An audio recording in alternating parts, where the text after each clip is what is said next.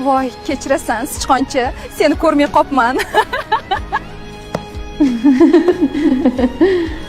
Bechora, hatto o'zini himoya qilib darrov javob ham qaytara olmaydi. Kel, garov o'ynaymiz. Sen mana shu qizni bir haftada bazm qirolichasiga aylantira olmaysan. Shu qizdanmi?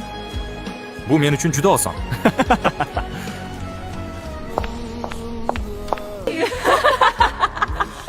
Sichqonchaning o'rni shu. Salom. Shunchaki ismingni bilmoqchi edim. Men bilan 2 yildan beri bitta joyda o'qiysan-ku. Demak, xatoni to'g'rilash payti kelibdi. Sen biror garovda yutqazdingmi? Yoki seni jazolashdimi? O'zi ham qiziq ekansan-a?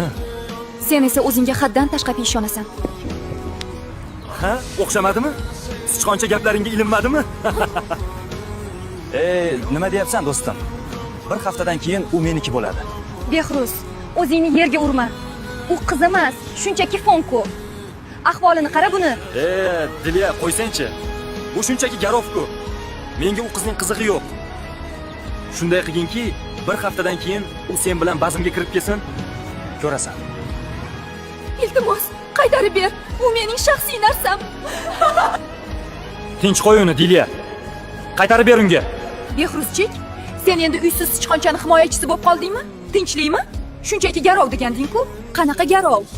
Tushunmadim. Nimalar deyapsizlar? Hech qanday garov yo'q. Hammasini tushuntirib beraman, Lola. Voy Behruz, o'zingni farishta qilib ko'rsatma. O'zing buni shunchaki bir garov deb aytganding-ku. Sen ovozingni o'chirib tur.